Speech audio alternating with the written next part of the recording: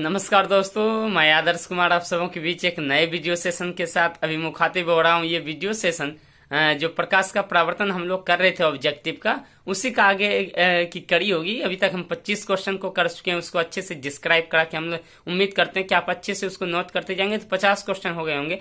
आज भी हम 25 क्वेश्चन करेंगे, इसको भी बहुत अच्छे से एक्सप्लेन करेंगे, आपको हर एक चीज को, हर एक कॉन्सेप्ट भी क्लियर कराने का प्रयास करेंगे अभी ऑडियो के फॉर्म में। इसकी वीडियो जो है बहुत जल्द आने वाली है। आप अपने दोस्तों तक पहले शेयर कीजिए, जल्दी अपने चैनल को 2K तक पहुंचाइए। फिर जो है लाइव क्लासेस भी हम स्टार्ट करने को सोच रहे हैं। सो आप थोड़ा सा सपोर्ट कीजिए, इस वीडियो को एंजॉय कीजिए, अपने दोस्तों तक शेयर कीजिए। सारे क्वेश्चंस आफ्टर एग्जामिनेशन हम पूरी गारंटी के साथ कहते हैं, चैनल पे भी बोल रहे हैं, ये छुपी नहीं रहेगी, वीडियो पड़ी रहेगी। सारे क्वेश्चंस यहीं से दिखेंगे। 50 के 50 जो ऑब्जेक्टिव होंगे बिहार बोर्ड में, दिल्ली बोर्ड की जो 40 के 40 ऑब्जेक्टिव होंगे CBSE के, सारे यहीं से मिलेंगे। सो आप बिना स्किप के वीडियो को देखिए।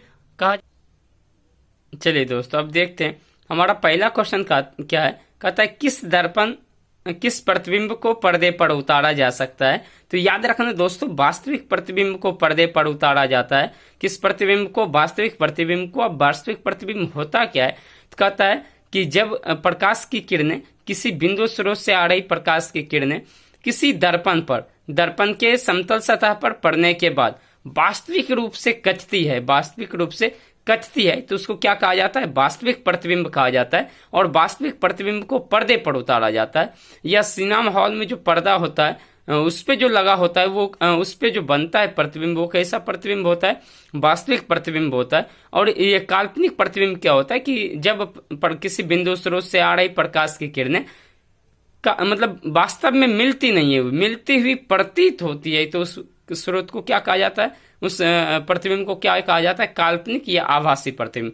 याद ये भी रखना है कि वास्तविक प्रतिबिंब हमेशा उल्टा होता है, और वास्तविक प्रतिबिंब अवतल दर्पण में बनता है। किस दर्पण में बनता है भाई? अवतल दर्पण में। और कैसा होता है? ये उल्टा होता है, हमेशा कैसा होगा? उल्टा होगा। ठीक, ये वस्तु से बड़ा और छोटा दोनों हो सकता है। काल्पनिक प्रतिबिंब हमेशा छोटा होता है, सीधा होता है। ठीक है, ये इतना चीज आप याद रखिएगा। अब अंतर भी आपको ध्यान में रह जाएगा। चलिए अगले क्वेश्चन को करते हैं। प्रकाश के परावर्तन के कितने नियम है? ये हम पिछले बार भी बता चुके हैं। प्रकाश के परावर्तन के 2 नियम है, ये रिपीट हो गया, बहुत परेशान मत होइएगा। कितने नियम है? 2 नियम। पहला नियम क्या है कि ये आपतित किरण, परावर्तित किरण और अभिलंब तीनों एक ही तल में होते हैं। ठीक है। दूसरा नियम क्या है कि आपतन कोण का मान परावर्तन कोण के मान के बराबर होता है। चलिए तीसरा क्वेश्चन को करते हैं। प्रकाश के अपवर्तन के कितने नियम है? प्रकाश के अपवर्तन के भी 2 नियम है। ठीक है, तो अपवर्तन क्या होता है कि ये हम अगले वीडियो में ऐसे करेंगे, फिर भी जान लीजिए कि जब कोई प्रकाश की किरण एक माध्यम से दूसरे माध्यम में प्रवेश करती है, इंटर करती है, चाहे वो रेयरर मीडियम हो या डेंसर मीडियम, मतलब सघन माध्यम हो या विरल माध्यम, तो जब एक माध्यम से दूसरे माध्यम में प्रवेश करती है तो वो अपने पथ से विचलित हो जाती है, मतलब थोड़ा सा डिविएट हो जाती है। तो इसी घटना को प्रकाश का अपवर्तन कहा जाता है। इसके 2 नियम है। पहला नियम, आपतित किरण, अपवर्तित किरण, यहाँ परावर्तित नहीं होता, अपवर्तित किरण और अभिलंब तीनों एक ही तल में होता है। आपतन कोण की जया अपवर्तन कोण की जया के बराबर होता है, ये दूसरा नियम है। इसी नियम को स्नेल्स का नियम कहते हैं। स्नेल्स का नियम को म्यू से सूचित करते हैं, म्यू बराबर sin I बटे sin R। पूछेगा कि किस अपवर्तन के किस नियम को स्नेल्स का नियम कहते हैं, तो जो दूसरा नियम है कि आपतन कोण की जया अपवर्तन कोण की जया के बराबर का मान अचर होता है, का अनुपात जो है आपतन कोण की जया और अपवर्तन कोण की जया का अनुपात अचर होता है। इसी नियम को स्नेल्स का नियम कहा जाता है। चलिए अब चौथे क्वेश्चन पे देखते हैं। सरल सूक्ष्मदर्शी में किसका उपयोग होता है? तो याद रखना है आपको, उत्तल लेंस का। किस लेंस का? उत्तल लेंस का उपयोग सरल सूक्ष्मदर्शी में होता है। ठीक, कहता है किसी माध्यम का अपवर्तनांक होता है। तो अपवर्तनांक क्या होता है? याद रखना दोस्तों कि किसी 2 माध्यम में, मतलब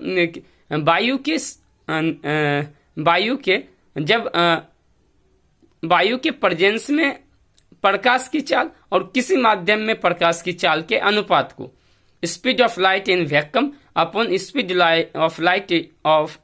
of light in any medium, then it is known as the क्या हो जाएगा तुम्हारा? आवर्धन। आवर्धन क्या है कि किसी माध्यम में प्रकाश की ये पहले वायु में प्रकाश की चाल बच्चे किसी माध्यम में प्रकाश की चाल क्या कहलाता है? अपवर्तन कहलाता है, अपवर्तनांक कहलाता है।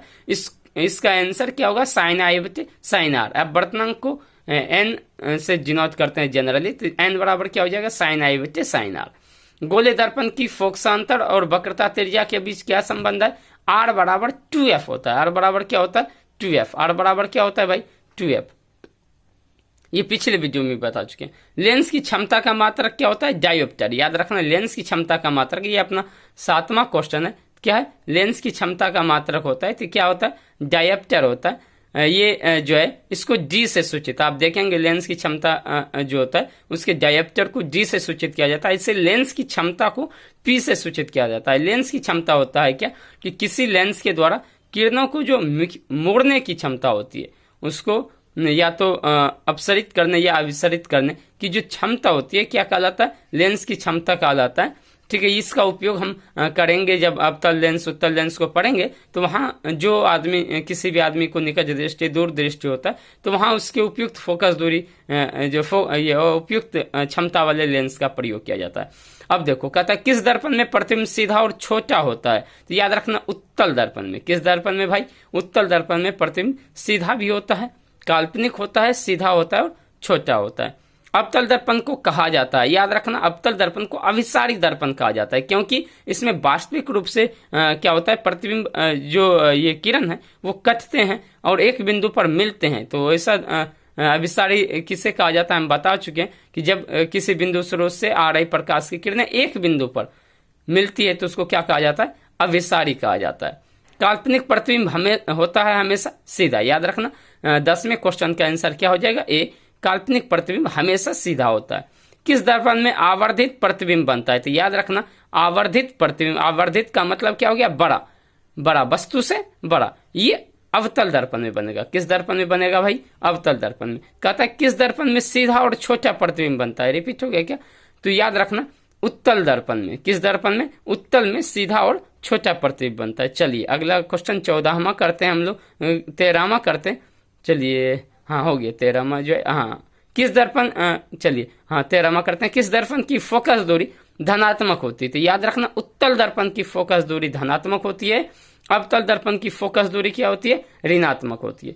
गोलीय दर्पण के ध्रुव, 14वां क्वेश्चन क्या है? गोलीय दर्पण के ध्रुव तथा फोकस के बीच की दूरी को क्या कहा जाता है?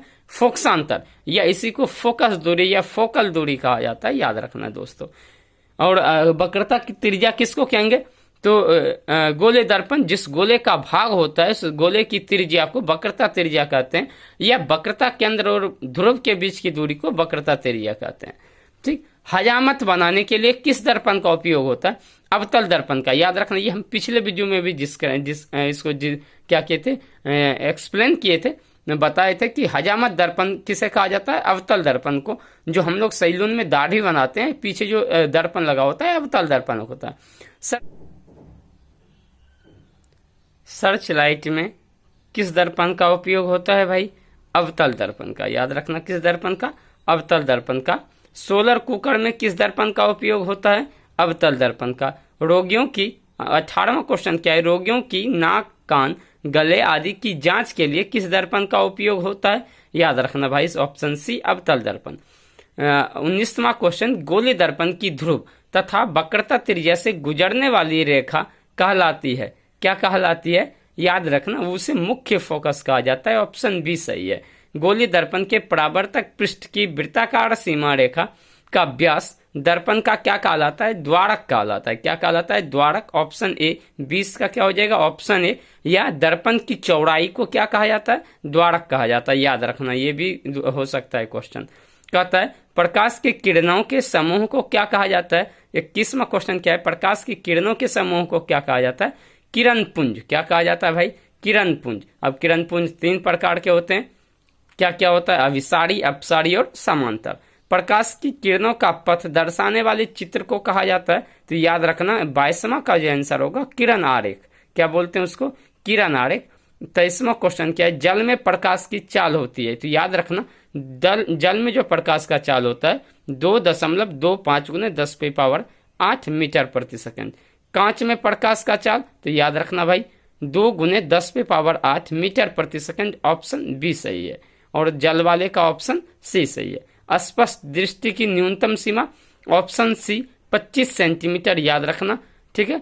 25वां का क्वेश्चन क्या होगा, 25 सेंटीमीटर। आगे करेंगे हम, अब बर्तन के भी वीडियो को करेंगे, इसके भी और वीडियो को करेंगे। आपको हम जो ये चैप्टर अभी पढ़ा रहे हैं इसका पूरा चैप्टर का वीडियो मिलेगा, एक एक चीज समझाया हुआ मिलेगा। मैथ का भी वीडियो स्टार्ट करेंगे। अब रेगुलर बेसिस पे वीडियो आएंगे, बहुत जल्द आएंगे। बस आप लोग थोड़ा सा सपोर्ट कीजिए जिससे हमारा भी मनोबल या हौसला या मोटिवेशन हमारा भी बना रहे और हम कंटिन्यू आपके लिए कुछ कर सकें। इसके लिए बस आप अपने चैनल को शेयर कीजिए, सब्सक्राइब कीजिए, आप लाइक कीजिए। जितने भी लोग व्यूज करते हैं उसके आधे भी लोग, मतलब आधे क्या 10% भी लोग हमारे चैनल को सब्सक्राइब नहीं किए, तो आप सब्सक्राइब कीजिए सबसे पहले, जिससे कि आपको मतलब तुरंत नोटिफिकेशन मिल जाए। इसलिए भी सब्सक्राइब कीजिए। और हमारे साथ जुड़ना चाहते हैं, बिल्कुल फ्री, आप मेंटरशिप लेना चाहते हैं, गाइड होना चाहते हैं कि नहीं हमारे कोई गाइड करने वाले होने चाहिए, हमको होमवर्क देने वाले होने चाहिए। एक हम सेशन स्टार्ट किए हैं हम अपने बच्चों के बीच में अभी से एग्जाम तक के लिए, जो सीबीएसई दिल्ली बोर्ड के बच्चे हैं उनके लिए भी, और जो बच्चे हैं हमारे बिहार बोर्ड के, यूपी बोर्ड के, उनके लिए भी, कि उनको रेगुलर बेसिस पे वर्क दिया जाएगा। प्रत्येक दिन कुछ काम होमवर्क दिए जाएंगे, पूरा आपका गाइडेंस किया जाएगा और बिल्कुल फ्री होगा, बिल्कुल निःशुल्क होगा। हम गारंटी के साथ कह सकते हैं जो आपके रिजल्ट को कम से कम 10 से 15% इम्प्रूव करेगा, मतलब 10 से 15% आपके रिजल्ट को बेहतरी किया जाएगा इस माध्यम से। आप फिर बिल्कुल फ्री जुड़ सकते हैं। आप अपना नंबर दे दीजिए, हम व्हाट्सएप ग्रुप में आपको ज्वाइन कराते जाएंगे, ये बिल्कुल फ्री है, ठीक है। धन्यवाद दोस्तों, आपको अच्छा लगा होगा तो आप अपने दोस्तों तक शेयर कीजिए। ये बहुत इंपॉर्टेंट क्वेश्चन है, हम फिर कह रहे हैं, सारे क्वेश्चन आपको यहीं से दिखेंगे। चलिए आपके लिए एक कोटेशन बोल देते हैं कि सजती रहे महफिलें तेरी, हर खुशियां सुहानी हो, आप अपने जीवन में इतना खुश रहो कि खुशियां भी आपकी दीवानी हो। धन्यवाद दोस्तों, अपने चैनल को प्यार आशीर्वाद दीजिए। धन्यवाद।